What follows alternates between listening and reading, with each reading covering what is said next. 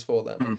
And I do think that the IVR is dead and that AI is just going to completely eliminate, I guess, that old way of triaging incoming traffic.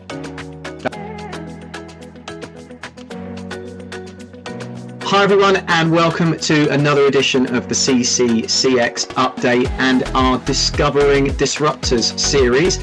If you haven't seen any of the interviews in this series before, this is all about leaving the big vendors to one side for a change and giving you guys eyes on smaller vendors, service providers, products that you might be aware of but perhaps you don't know as much about. And don't worry, this isn't a demo. You're not going to sit there and watch some screen clicking around. This is interviews with senior leadership, with founders, just like Oliver here. I'm so pleased to have Oliver from CloudAX with us today. So Oliver, do you want to give us a brief introduction to yourself? Yeah, definitely. So I founded CloudAX 4 years ago with my best friend while we were together in school still. And originally we had a background in websites and apps. But then after joining the NatWest Accelerator last year, we've since kind of specialized in creating an AI voice platform. So it's one of the fastest that we've tried on the market. It works in 50 different languages, and then effectively you train it on kind of your scripts, FAQs, standard operating procedures, and then it works for both inbound and outbound, and with a mission of kind of revolutionizing that first point of customer contact for Amazing. businesses. Brilliant. Look at that. What a summary. He's well practiced after the accelerator program.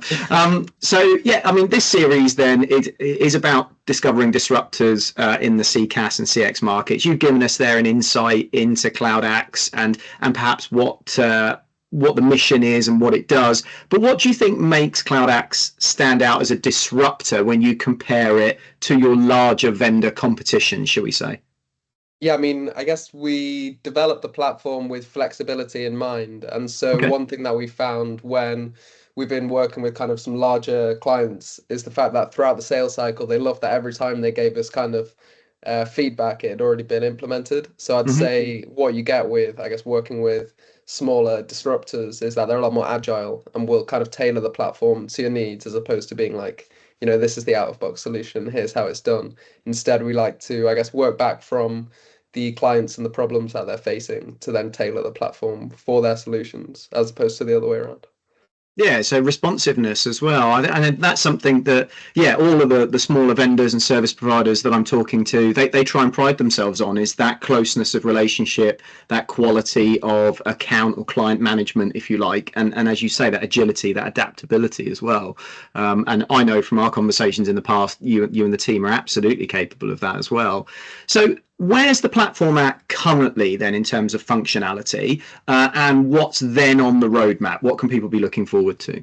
Yes, so the main thing that we've just implemented is two really exciting features, which is our tools and workflows. So Okay. with the tools, that allows us to pull in any data kind of live on the calls. So we've been looking at, for a few large companies, the ID and V use case. So the AI can, for example, go for a script where it asks for your name, number, any kind of key points of data to verify you, and then in real time search a database and verify that you are who you say you are. But I guess that unlocks a world of possibilities. So someone wanted us to do a caller which sold gold, and so it could have the live price of gold pulling in every call. Right. It can pull in the date and time, the customer's phone number, and so having access to live data, for example, in e-commerce, you could tell someone where their order is. It just unlocks a lot of possibilities, which upgrades this tech from just answering simple FAQs to, I guess, having that kind of dynamic understanding. And then the workflows feature is kind of the opposite of that. It's where we can structure any data from the call. So, for example, throughout the conversation, we could then collect, the next best steps or action items, Mm-hmm. any key pieces of data such as name, number, a summary of the call, and then we can push that into any system, so a CRM system, or send an email to the contact center team, and that's kind of how we can then integrate this solution into the platform. And then in terms of where we're going next, I'd say it's building out kind of integrations into CCaaS platforms. Right. So right now, our system can sit, I guess, outside of the operations and feeds in and out. But what I'd want to do is make that more end to end. So, for example, the agent gets a screen pop. And at the moment, within our platform, we store the call recording summary, next best steps, and all of the kind of sentiment analysis and key topics.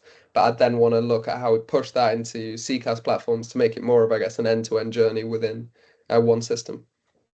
It's fascinating stuff, and what you've already achieved is incredible. And yeah, it's you can just see the value, and you can see why companies get so excited about CloudAX and what you guys have produced. And yeah, from your time having founded the business, thinking about customers and companies, without naming any names, unless you want to give a customer a shout out, what's been the most memorable customer need or challenge for the platform or the team that you feel you've really risen to, and what have you been most proud of, therefore, that the team or the platform has handled?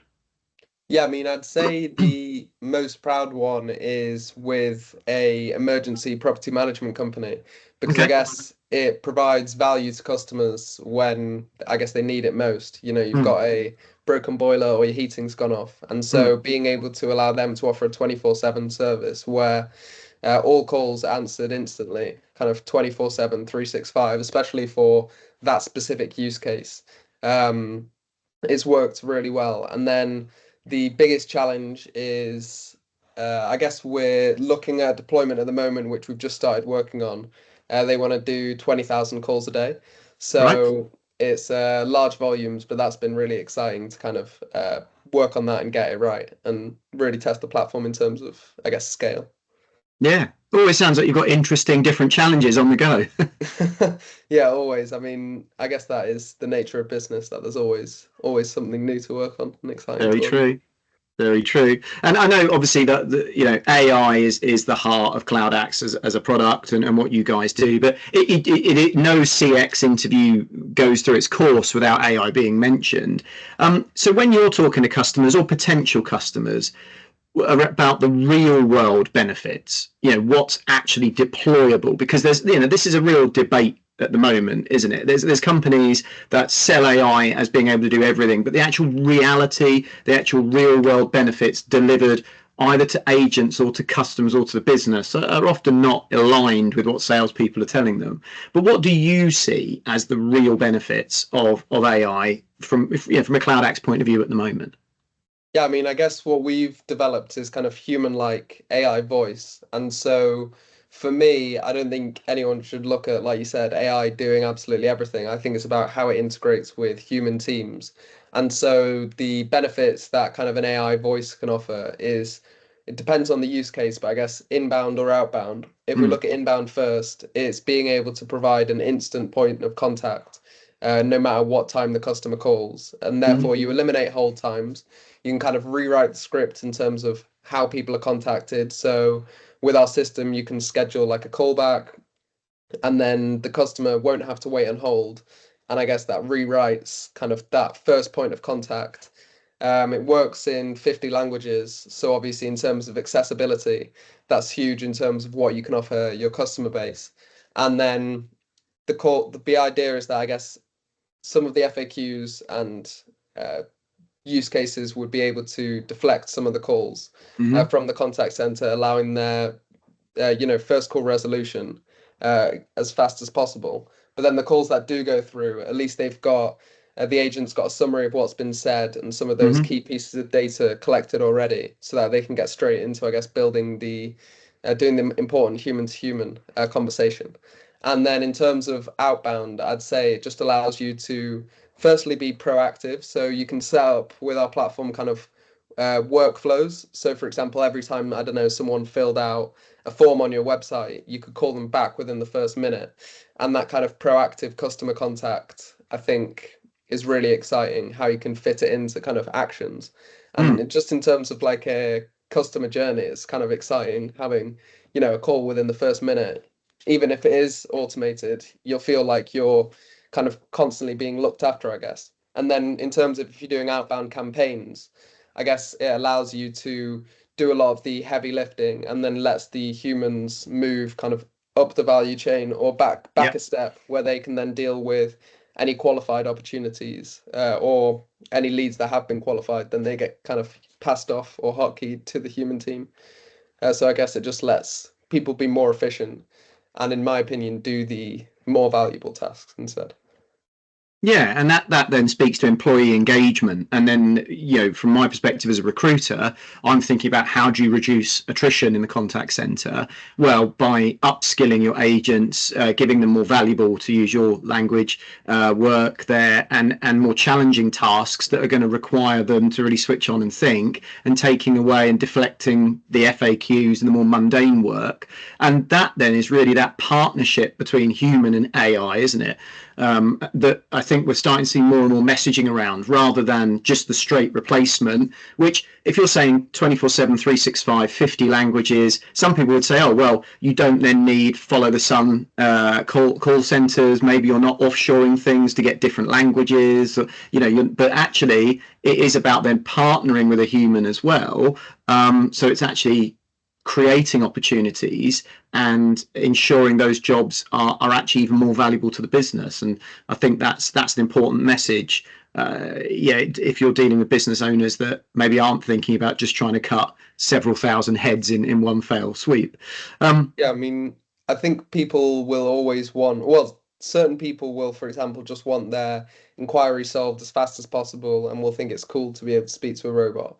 But certain people will always want to speak to a human. And so I Yeah, think it's important to offer all the scenarios and everything in between where, if people want to engage with these effectively self-service tools, I mean, it's a lot more intelligent than they used to be, but then they can and they have the option to do that. But if they do want to be put through to a human, at least they can get, instead of going through a maze of an IVR, at least they can just naturally say what they want, and then the AI can route them to the best person. So I really think it's about the humans and machines working side by side, I guess. yeah. And you've mentioned different projects, different customer projects a few times. If there are people listening to this and they're reviewing their current contact center, they're looking at the tools, they're thinking about bringing AI into that, some of the things you've mentioned, they're thinking, okay, this could be of value. Is there a type of company that should get in touch with the CloudAX team? Is there a sort of target customer that you feel you're best at serving? Yeah, I mean, I guess in terms of the market segments that we've seen, we're seeing a lot in professional services, which I guess is outside of the contact center scope in terms of law firms, accountancy practices. But Yep. then property management, I think debt collection is a really good use case because I actually think people will feel less, um, you're not really going to feel judged by an automated call. Yeah. And so I think it almost takes some of the potential kind of stigma outside of that. And then insurance is a big one that we're seeing. And then we really want to get into utilities.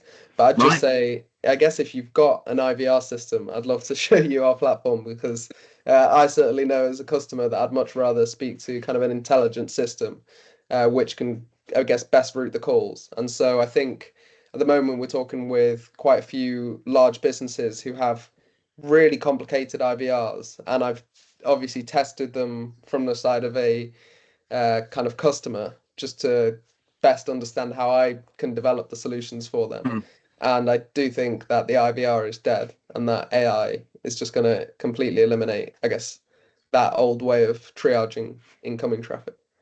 That's it. There's the audio thumbnail for this video. You heard it. Oliver's there. The IVR is dead. I like it. And then so lastly, then obviously, being a founder, co-founder of your business, working with all the different sorts of companies you do, you're clearly, from how you speak, someone that's very aware of existing product development that's going on in the market, looking at ways of evolving CloudAX, new stuff coming in. So what are your predictions for the CCCX platform world in the next year? And what I'm really asking there is what do you see becoming more popular? And you might have already mentioned the second bit with the IVR thing, but what also do you see fading away? Yeah, I mean, I think AI is being adopted by quite a few people, but I think it'll start to become more widely adopted. And I think in the last maybe year or so, a lot of people have been saying the same message, and I wouldn't be surprised if quite a lot of contact center leaders are quite confused about, I guess, what all this AI stuff means, because everyone is blasting the same message, but when you get under the hood, I guess it's entirely different. And so I'd say just that carried on implementation of the new technology with potentially IVRs falling away. I mean, I called HMRC the other day, and like their system is unbelievable. How it's still kind of natural language processing, but not in the way that it's done with intelligent AI systems. It's kind of the automatic voice detection. But I think that technology must be long gone. I guess maybe the public sector's a bit further behind. But in terms of where I think it could be going, I think that we'll start to see, I've seen it in the US a fair bit, but AI concierges acting on behalf of customers as well. I think that'll start to become more of a service that people desire. So you give it all your kind of login details, and then it'll call companies on behalf of you once you tell your AI kind of the reason you want it to call. And maybe that's a bit further away, but I do think that's kind of the next potential step at the frontier of this technology. Yeah, AI assistants in your pocket, straight from your phone, and sorting out all the manual work. Yeah, so I look forward to that day, quite frankly. I'm an advocate of this, and I'll certainly embrace that when it comes along. But look, every time we talk, I enjoy it. Really insightful conversations. I should say as well, just before we started recording, I was congratulating Oliver on being nominated for an award. If you're on LinkedIn, find him. You'll see there's a place there to vote for him under the founders category. CloudAX is a fantastic business. Oliver and I have had lots of conversations over probably the last year or so about hopefully working together on some projects as well. So I'm a big believer in what these guys do, and hopefully people listening and watching, you're excited by what Oliver's saying as well. So Oliver, if people want to get in touch with you to ask about CloudAX and what you've got coming up, where's the best way for them to do that?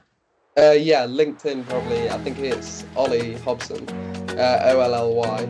And then if you can't find me on there, our website is cloudax.uk. Brilliant. Okay, Olly. Well, again, thank you for your time, and I look forward to speaking to you again soon. No, thank you very much for having me on, James. Pleasure as usual.